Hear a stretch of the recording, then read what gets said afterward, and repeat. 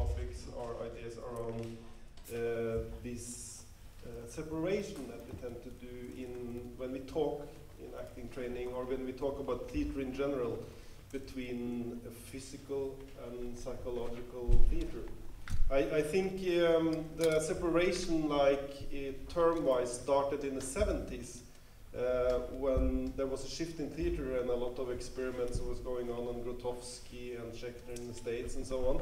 And there were some professors in university, I think is the first one that kind of starting to coin this separation between physical theatre on the one hand and psychological realistic theatre on the other. So we have like a scale.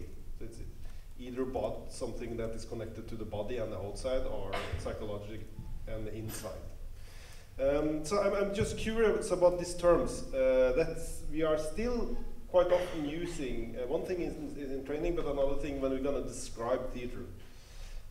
I wonder, I mean, theatre aesthetics has changed a lot since the 70s, but we're still using these terms. Is this still good terms to coin what is going on? I'm not sure if I'm going to ask first, or you want to raise your hand, but since you have been to Lecoq training coming up, which is typical, described as physical theatre.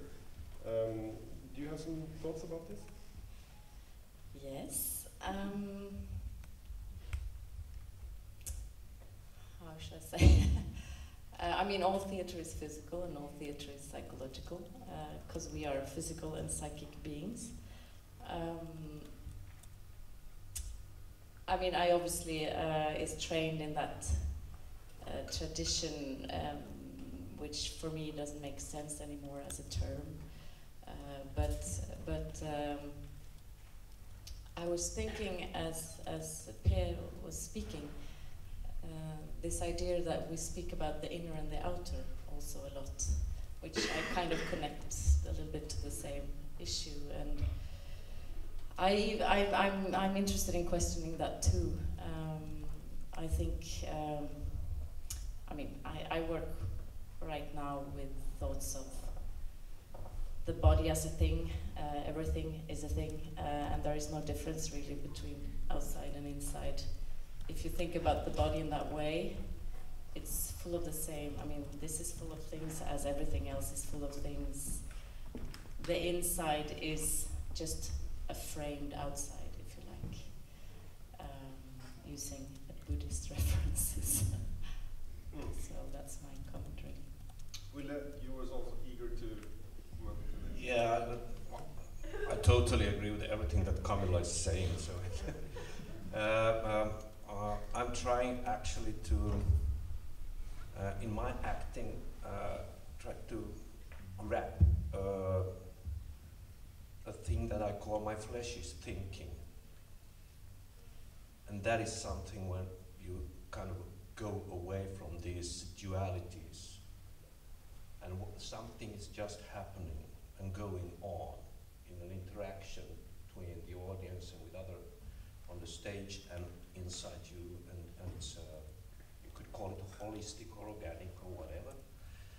But then to this question about physical theater that came in via, I think, dance actually, to the theater, and theater is very heavily loaded by the tradition, as I find it, from the Enlightenment.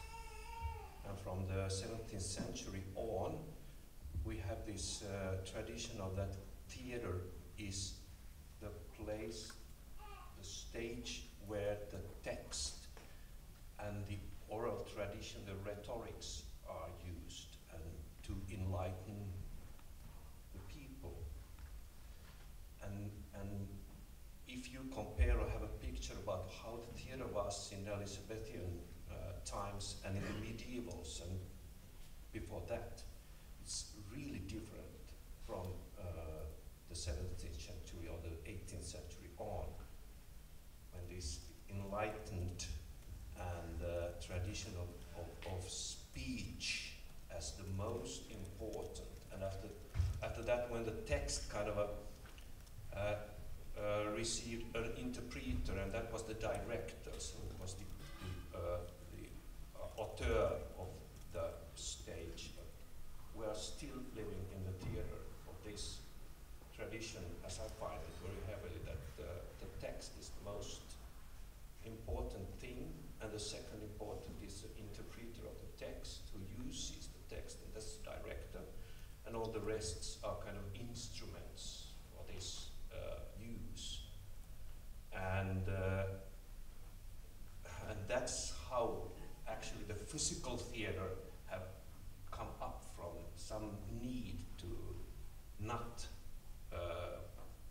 go in or use this or be in this tradition of the enlightened world.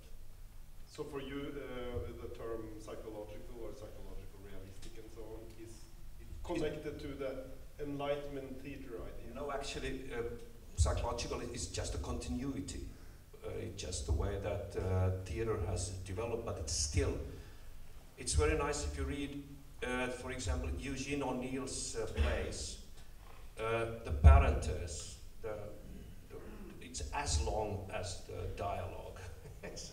it's really nice as an actor to grab a character in Eugene O'Neill's piece, because everything is said, and there's only one precise and right way to interpret it, put it on stage, because the writer knows. And that's something that I don't connect with theater at all, and not with acting. A lot of you guys want to comment things. I just want to say that you audience also are allowed to come in and or get into the argument. We should maybe take it in order. Still, Gianluca, did you want to? Yeah. Since many of you want to say something, try to maybe keep it. Okay, I'll try to be brief. It's fine. I think you have to we have to divide what we're talking about. So there is like a sort of a way of talking of aesthetics. So sort of a way of creating performances where there is a dominance or a sort of starting point which is based maybe on movement or the choreographical aspect, and sort of contra other forms of theater that have other aesthetics that present other hierarchies. And this is a sort of problem that we can talk about, and we can talk about historically and from many points of view. And so we can contextualize this sort of the dynamic between psychological and physical in that aesthetical problem. Then there is a sort of training problem, which is another thing, which is when you work, how you use terminology and your understanding of the philological aspect of terminology and the consequences of using terminology in a training room. Because the training room, it's a room of transformation, it's a room of experience, and the trampoline, the frame of experience is also language. So then there is this kind of aspect that I think would be very interesting to sort of explore, because acting is also connected to our perception of reality and what is our understanding of human sciences and our sort of common knowledge of things, which is very different. We use a lot of terminology which is, in modern training especially, is connected to a very specific time of human sciences. So a very specific historical moment of human sciences. And now, I mean, there's a lot of things happen. We have quantum physics, we have a lot of things that happened in the last 100 years that changed our relationship to words. So our sort of inner understanding of a word, the behavior that is created when I receive this word. So we should talk about how can we constantly problematize the words we use in training, in the practice, in the room, so that we can sort of disconnect us and we can try to sort of, from the aesthetical sort of paradigms that are dominating outside, and we can also at the same time use words that take in the shift of mindset, which goes also faster and faster for our generations. And this is a huge, I think, problem, both of training, of legacy of trainings, of traditions of trainings, of adaptation and translation of trainings from countries to countries. What what happens when I say psychological in the Norwegian context to these people today? What happens when I say physical or stuff like that? So we change perception and change experiences. We also have to change the language somehow. Or problematize it constantly. It's part of training to problematize the language. The language is not a fixed thing. Language is behavior, language is experience, language is frame of work. So, and our understanding of reality is changing. Our common knowledge is changing. So our relationship to what is space, to what is time, to what is cause and effect, to what is physical or not physical. In neuroscience, there's a lot of things happening. I mean, what is physical and what is psychological? Yeah. Is this physical or psychological? Yeah. What is this? You laugh, so it's contextualized to this room, you're going to have an interpretation of what I'm doing. So everything we do creates a feedback, transforms the space, and comes back to us. So there is a contextualization and interpretation. I will be interpreted. And so everything that I do is, in a way, psychological, creates a psychological resonance, I would say, or echo.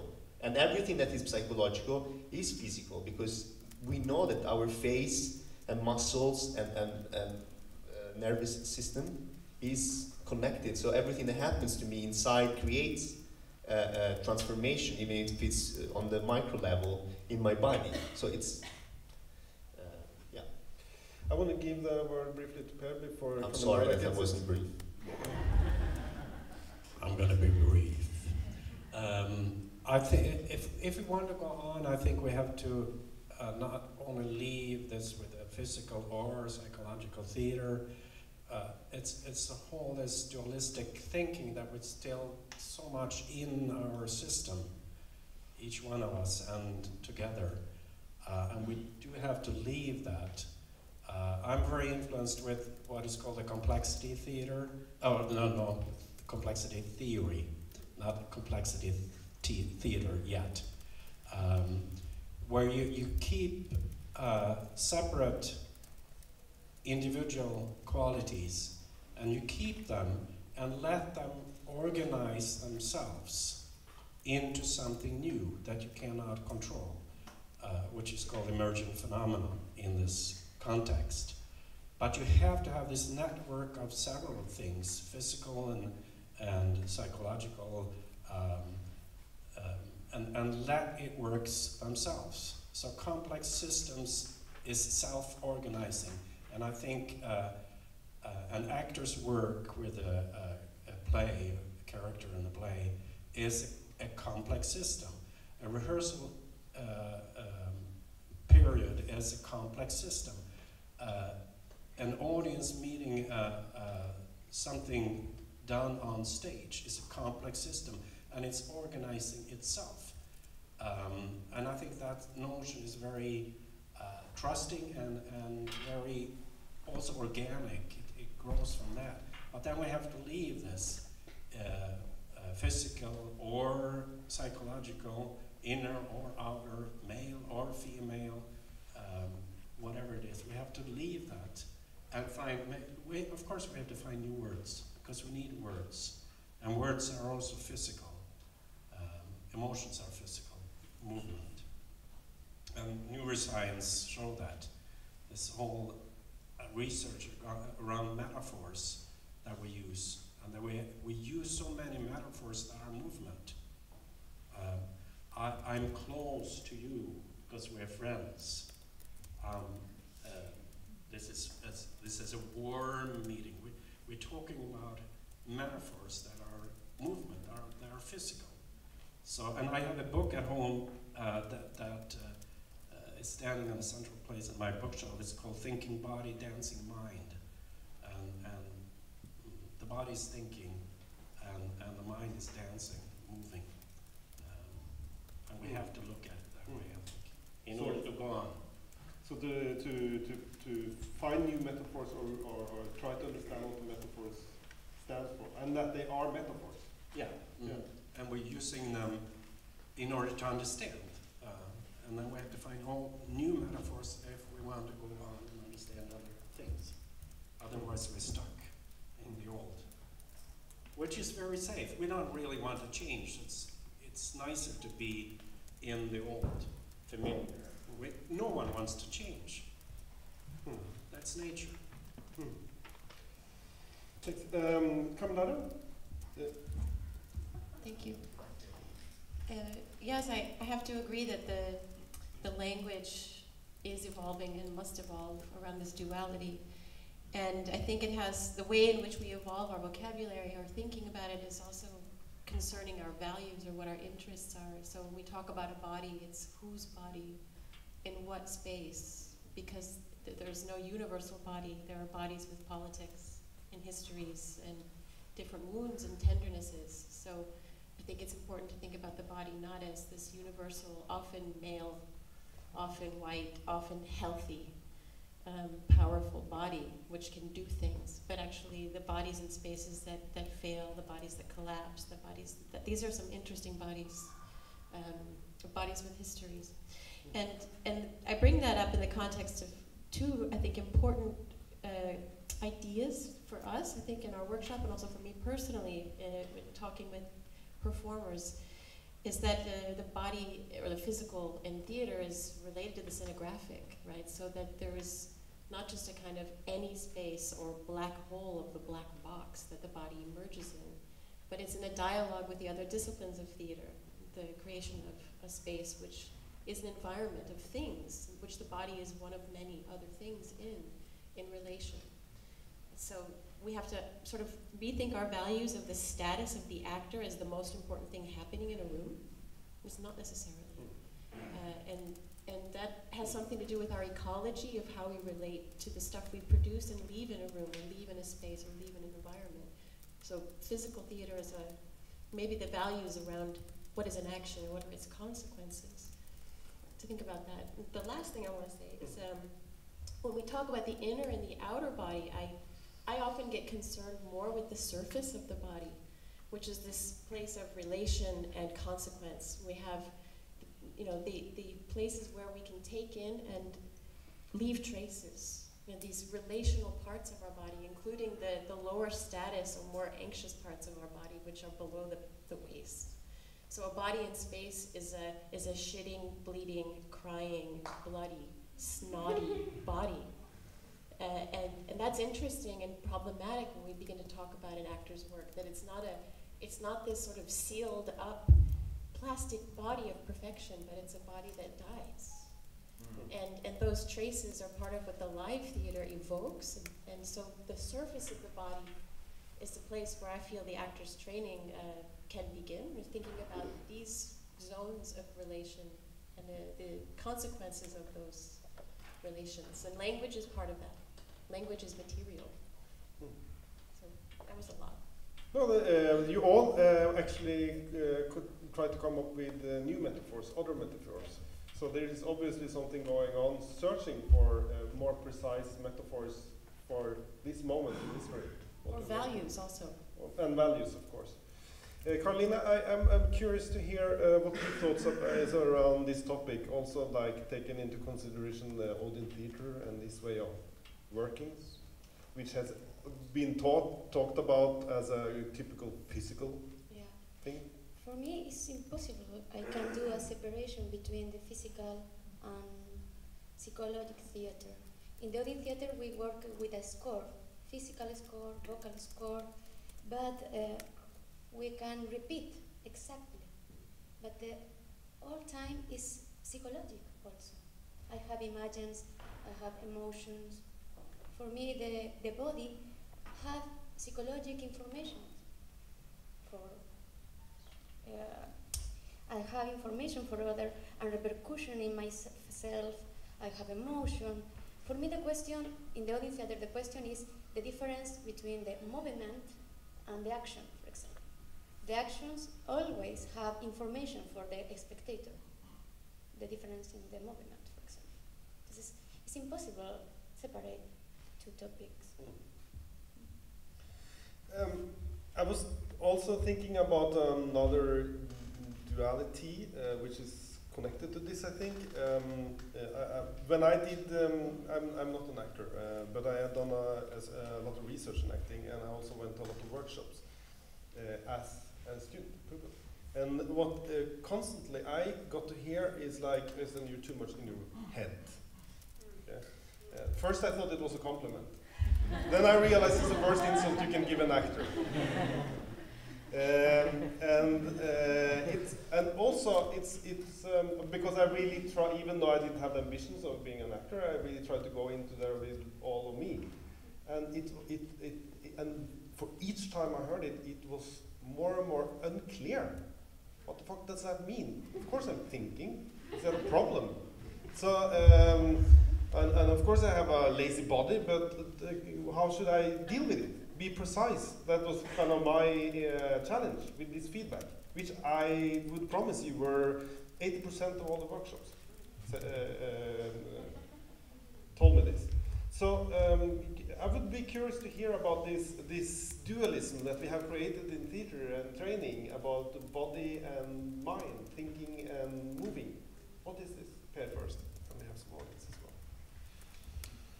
I've heard that too. I probably said it too.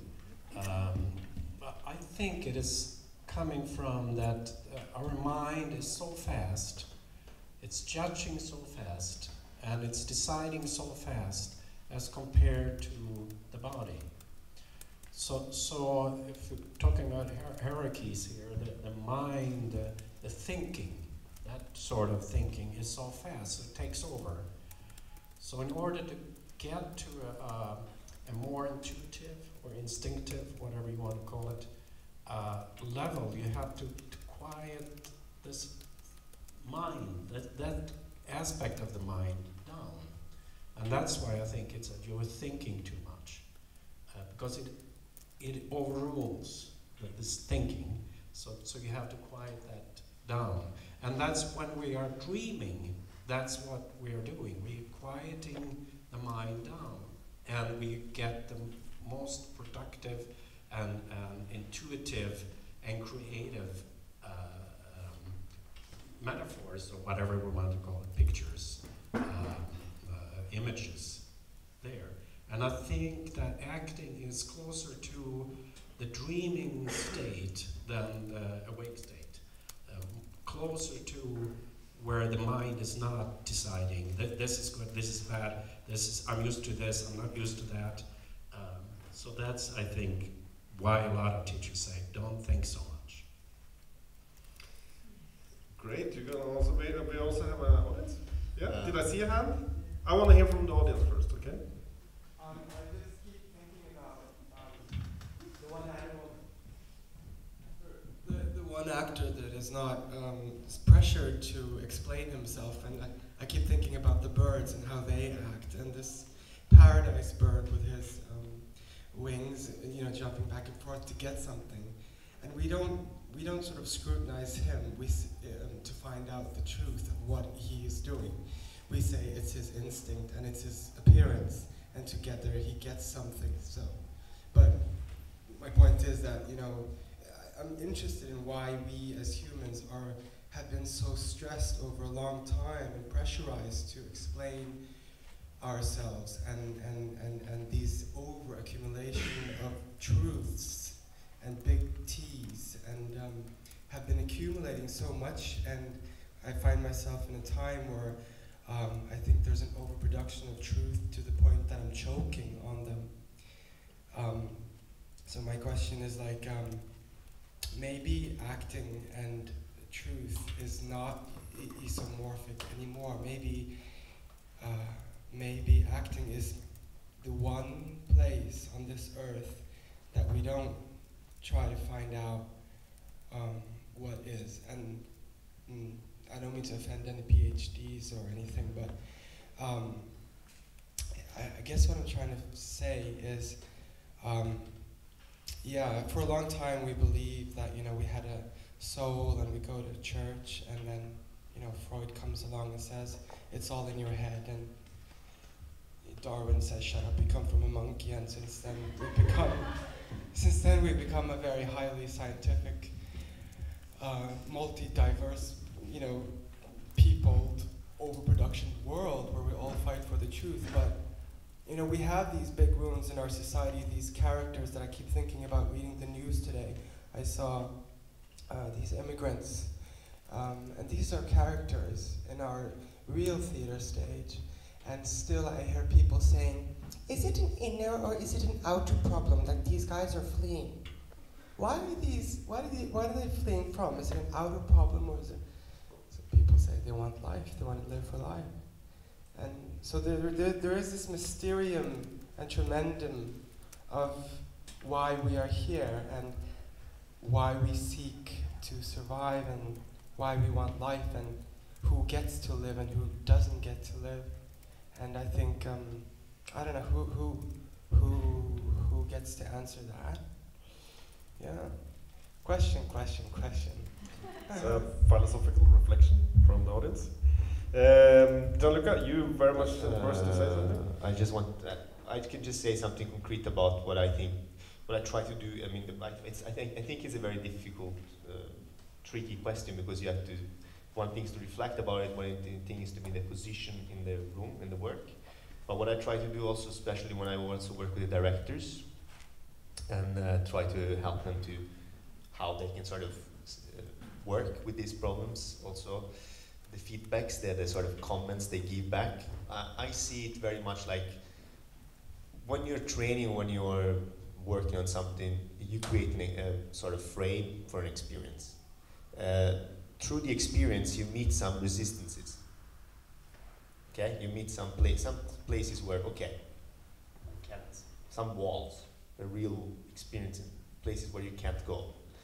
If you have a good director or, let's say, a good person guide in the room, this person, the first quality this person has is to see what are the resistances you meet. Now there are two options. One is, I see there's a problem, and I give the problem back to you. So like I have a hot ball, and I see that there's a hot ball, and I give it back to you. So you're thinking, and then you're like, what am I supposed to do? You just want to drop it, right? So that's the option one, and it's creating a lot of conflict between the person trying to guide in the room, either it's training or it's directing, and the actor or the person on the spot. Because there's a person watching, seeing a problem or is the resistance, but then the only thing that this person does is to give it back, right? Or else there is the other way. You see that there is a resistance, you can have an idea about what this resistance can be, and then you can work with destruction. With destruction to distraere, ikke sant? And so you create a new frame for a new experience where maybe this person can, in an intuitive way, without even knowing, get to work with this resistance in his own way, or her way, I mean in a personal way, so that this person find the breach, which is first personal. And that's the, in my opinion, the way to go, even though it's very, very difficult, because it's a sort of a hot snail, sort of snake that is always going around. But this dynamic between creating experience, meeting resistance, try to sort of, how can I make your intuition or your personality find your way through this resistance by sort of distracting you, so creating a new experience, a new frame. And in this there is a great also level of improvisation and intuitivity and intuitive exchange between the sort of teacher or, I mean, coach and student or director and actors. And I think this is the most, yeah, maybe this is a way to answer to it. So for you, if I interpret you a bit, a more constructive approach than to label it something is to find a way to work with it. That's somehow what you have. It's to be aware of the problem of communication, that the fact that I see that there is a problem, and the fact that I maybe have also a lack of vocabulary to call this problem, and it's also fair to say, okay, for me, you're just the thinking is the resistance that you meet here to come to this maybe intuitive place where Per was talking about. But there are two ways. One way is that I give it back to you, and it's a real physical thing.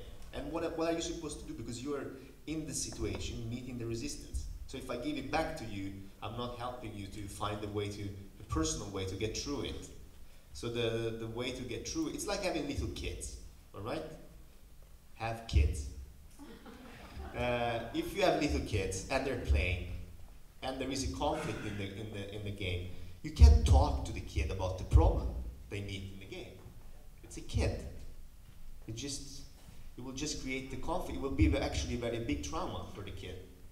So all these parents, like I come from Italy, it's a disaster. No, this barking, all this stuff. It's very problematic, you know, because you keep back this problem.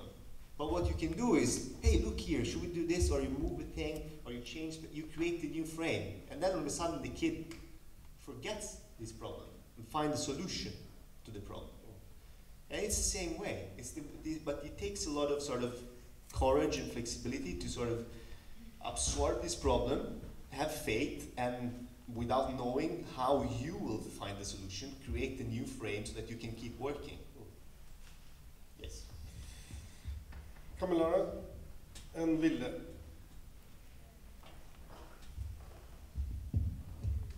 I want to pick up on Per's comment about dreaming. I think it's really important. And I think we don't talk about it enough in our practice across different approaches, because there's maybe I'm wrong, but I think there's an assumption that dreaming means you're not there. And in fact, it's completely not the case. There's many ways to dream, and in fact, it's a skill to learn how to dream together with the room, with the environment, with each other. And I had a wonderful colleague I worked with in Trinidad and Tobago who was an amazing dance photographer and photographer of the carnival. And he passed away last year. His name was Jeffrey. And Jeffrey used to say that carnival and street performance was dreaming together responsively. So that you're creating a shared dream. And that shared dreaming is an agreement. It's within a ritual frame of performance. And that ritual frame doesn't have to be this reality or another reality. That's not relevant. That's aesthetics, that's personal choices, it's politics. But the shared dreaming is the willingness to allow transformation to happen. And transformation can be, you know, identity transformation, but it can also be just time, the way in which time is used, extended, transformed rhythmically. So it's awareness of the moment, not escape from the moment. And I think a lot of times we're trying to get our students to allow themselves to find a way to dream, to access these other potentials. And sometimes when we get into this parallel or this dialectic between the psychological and the physical, there's an assumption that dreaming is for people who are, you know, going into the psychological or going into the analytic. And I think we need to be more rigorous about our dream discourse.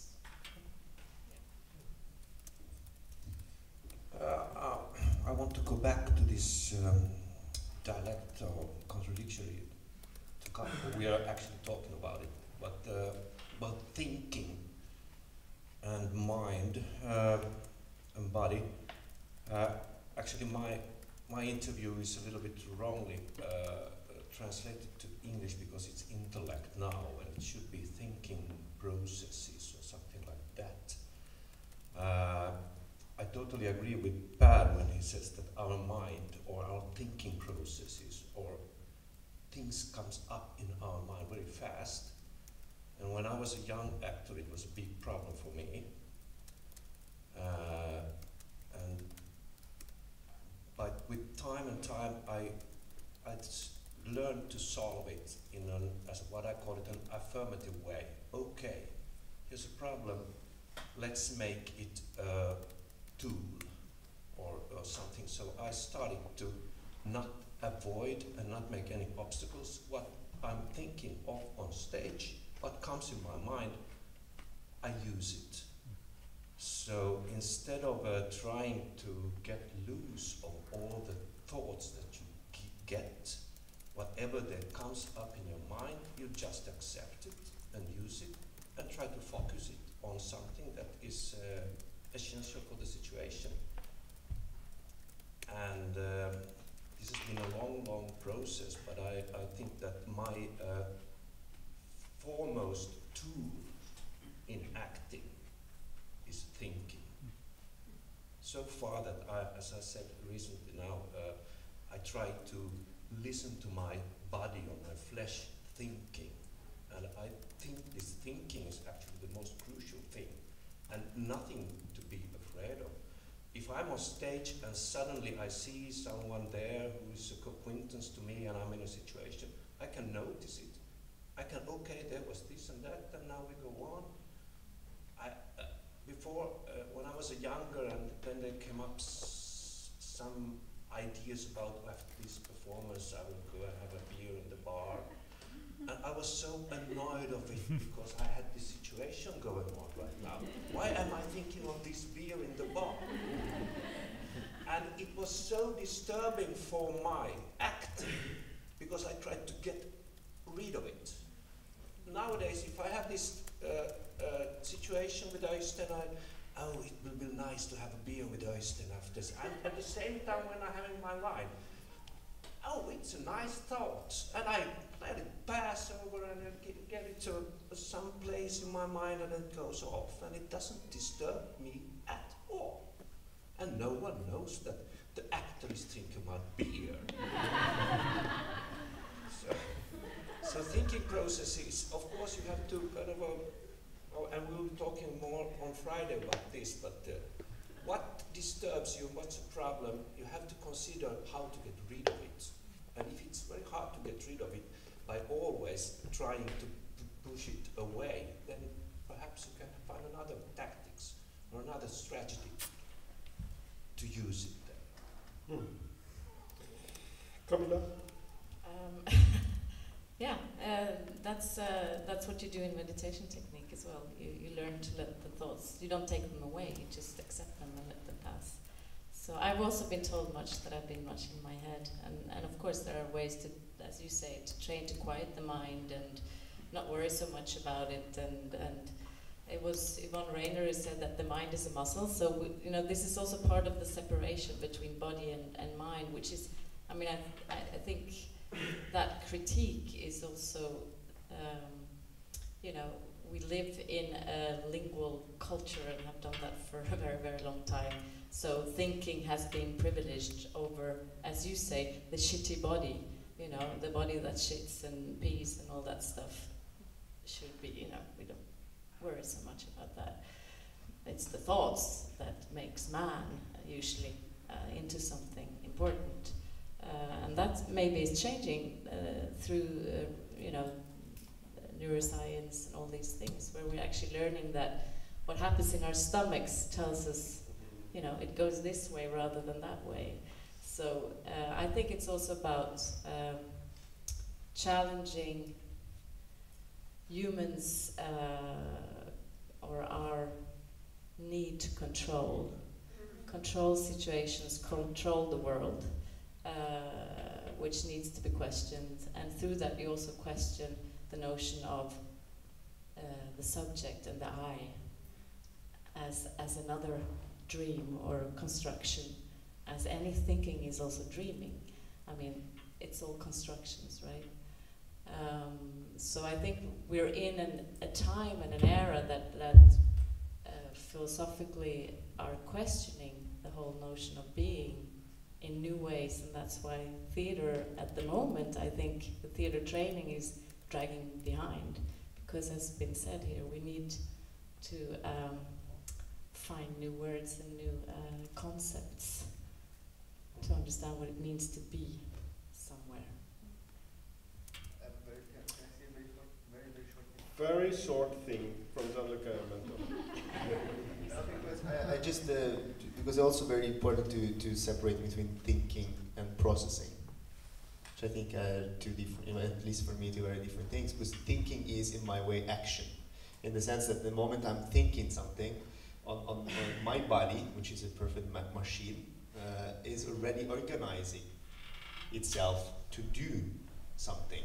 So thinking is already doing. So when I'm thinking, if I'm thinking and now, shit, we should have a break and I have to pee, without knowing it, my body starts to be ready to go to pee. You understand? So the moment I realize what's happening physically, it's already too late. So thinking is action. So thinking is very important on stage, and accepting the thinking, because you're already in action when you do that. And then there is the thing about the resistance, so this processing, this sort of meeting a resistance, and in the process of working and exploring, when you start to process something, and that's something else for me. Yes. Before I give you the word, we have someone in the audience, I think. Yeah, I just wanted to say something about the notion of irrational in the terms of theater and behavior and thinking, because it's not only about thinking or not thinking, but what kind of thinking it is. And as you mentioned the example with the ball, it kind of reduces to the action of the instinct, you know, when you get the hot ball, you throw it away because you don't want to burn. And usually these actions that kind of combines the psychological and physical, they are very often coming from the behavior of the instincts. But it is really interesting when, if we would think about the continuation, you know, of this unconscious thinking or irrational thinking. Like, for example, Jade, you know, he was talking and asking something, he was like just rubbing his hand in the tie. Unconsciously, he didn't even notice that, you know, but this is what is really interesting, because he doesn't have a control on that, and this is absolutely irrational. And just how to get access to irrational and just like stay in this continuation, I think this is really interesting. Okay, you wanted to shortly say something? Very short. Yeah, I think it is important that we recognize that it is a shift, and of course theater is behind, as most other aspects is behind, but it is a shift, and it's hard to see it when you write into it. And we are leaving, like you said, more scientific approach, that it is, that the mind is deciding, the thinking is deciding, or that good thinking is doing the man. And the research with a placebo effect, for example, where the thinking or the dreaming is healing the body, and also that they're finding that actually bacteria have their own intelligence that is healing. In the bacteria, like in the shit, it's intelligence, and we have to recognize that, and we don't want to recognize that because we want to be the king and the queen, but the king mostly. Yeah, yes. It's very interesting research on bacteria and depression, by the way. Yeah, because I mean, in the intestines. this also connects to the time we're in. It has an environmental, ecological aspect, which is really important, which we cannot get away from. You know, it reflects that. And I was not saying that theatre is behind, but theatre training. I just want to throw in one thing, is that what I felt in these workshops with these examples from me is that actually analyzing this in the end, these pedagogues will have the very clear distinction or dualistic relationship to body and mind. I was also realizing that some of them was really relying on thoughts.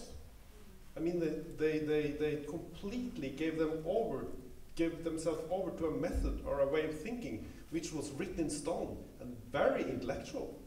I mean, most method that is very like clearly written down is also extremely intellectual. So it's also a kind of paradox here, I realized. That quite a lot of the pedagogues I met that say, you think too much, really relies on thoughts. So it's, I don't know, there's something here I still don't grasp to this. It's a power thing too. It's a power thing. If I say you're thinking too much, I interpret who you are and what you are, so it's a power thing. We should not forget that. Lennart, yes, of course. I just would like to know if you believe that there's a difference between... Could you send Lennart the mic? Thank you. I just would like to know if you believe there's a difference between thinking and knowledge. Me? I mean, just in terms of this conversation. Whoever. Difference between knowledge and I think thinking? yes and no. I mean, thinking is knowledge, but there are also a lot of other ways of having knowledge. I mean, I don't think you can separate thinking from this. I mean, this is all one thing, right? But just in terms of what Øystein was saying about these pedagogues holding on to a system that is thinking, I mean, what they're holding on to is no longer thinking, but knowledge. They call it. I mean, presume it to be knowledge and believe that it's knowledge. And so they're not thinking about that anymore. It's not thinking any longer. That's an activity thinking. And they're coming from a standpoint of knowing something. But can I say something? Knowledge is, I mean, thinking is also the product of interacting with reality.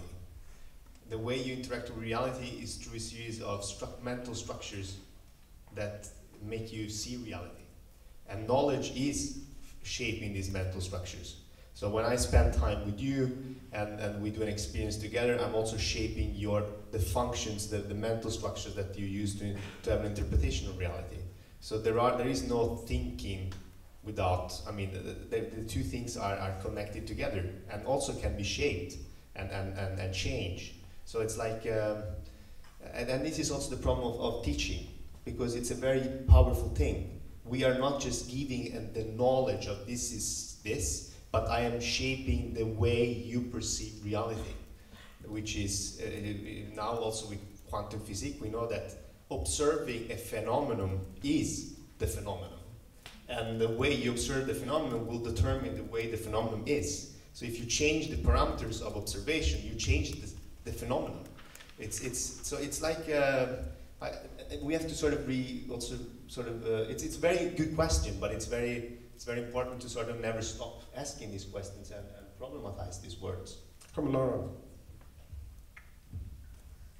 I'm really glad you bring up the question about knowledge, because I think in our practices it's a problem of reduction, that when we create systems in order to pass on knowledge, in order to pass on a form of understanding, we have to reduce so much experience.